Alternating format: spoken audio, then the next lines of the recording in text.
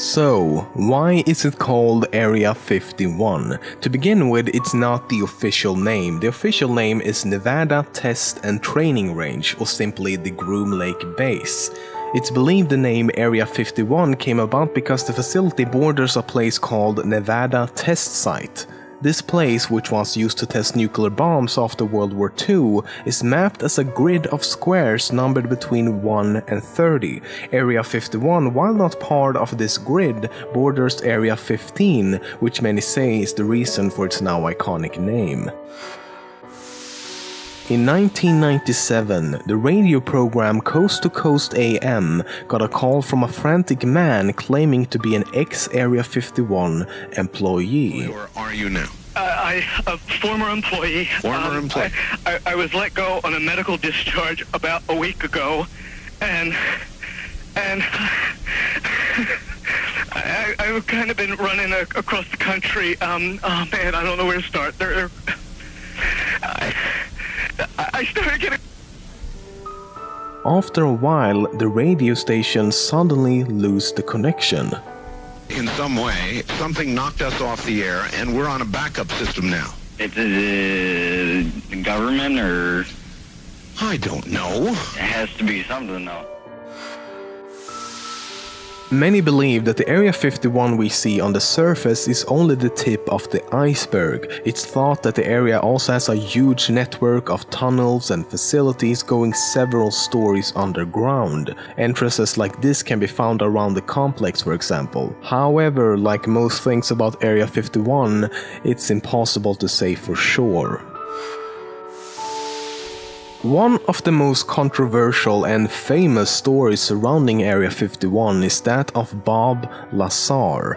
Ever since 1989, he claims to have worked near Area 51 in a facility called S4, where he supposedly worked on reverse engineering alien technology. Lazar claims he saw a range of different alien spacecrafts and has provided detailed information on how these vehicles actually worked. For example, he says the fuel these vehicles used was an element with an atomic weight of 115, which allowed the crafts to create some sort of anti-gravity effect. Interestingly, element 115 or ununpentium was first discovered in 2003, 14 years after Lazar first mentioned it. He also claims that he was given briefings describing how extraterrestrials have visited Earth for the past 100,000 years. The beings originate from a planet within the Zeta Reticuli star system, which is located about 39 light-years from Earth. However, so far, no planets have been found to orbit the binary star system. But he's been largely discredited for several other reasons as well.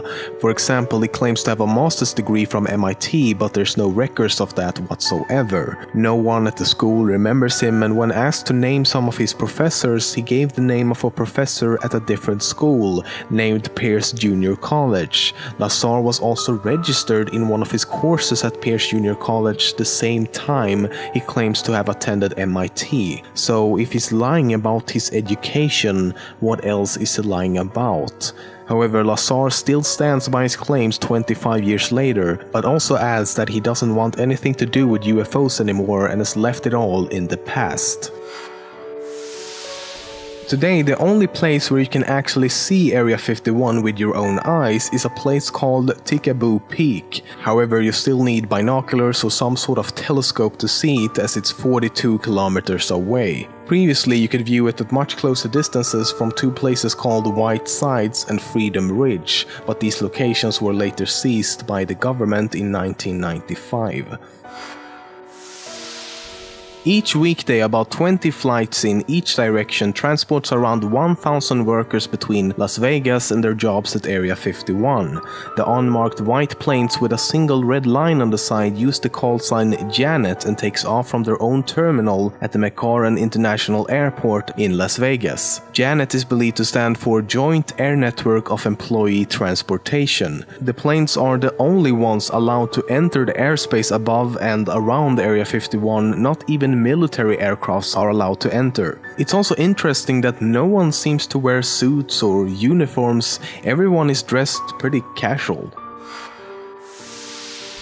In 1974, astronauts aboard the space station Skylab 4 inadvertently photographed Area 51 while in orbit. There were specific instructions not to do this and was the only location on Earth which had such an instruction. The photograph was published despite discussion of classified information, however no one noticed the photo until 2007, 33 years later.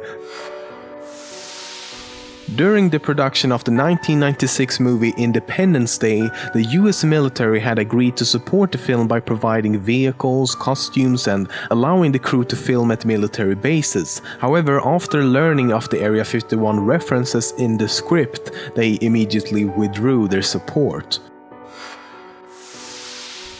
Even though some form of military base at Groom Lake has been known to exist for several decades now, the US government has never actually acknowledged this.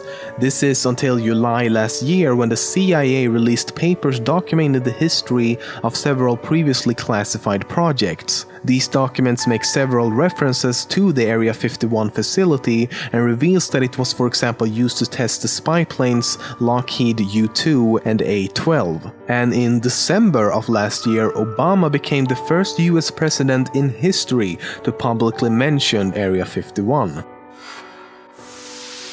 So, the question you're all asking, what is really going on at Area 51? Crashed UFOs, extraterrestrial experimentation, cutting-edge technological developments, weather-controlling devices, or super mega sensational uber top-notch smashing glorious marvelous outstanding amazing bewildering secret military stuff? In a world with secrets, exists a place that is secret. Okay, I'm sorry, I'm gonna stop now. When I started making this episode, I was quite optimistic really and wanted to find some truth, some fact about what might be going on at Area 51. And what I found in all the stories I've read is that when a secret creates an information vacuum, wild speculation often fills the void. Basically, it can be boiled down to this: the government won't reveal what's going on there, so it must be something ultra super amazingly secret. The thing is, if we look at historical evidence and not the word of any single person, Area 51 is a military base used for the development and testing of experimental aircrafts and weapon systems. After all, that's why the base was created in the first place. They needed a suitable testing site for the spy plane U-2. I mean, come on, you don't test a spy plane, which is all about being secret, out in the open. Especially during the time of the Cold War. No, you find a remote, hard-to-access location, preferably with big-ass mountains all around and a big flat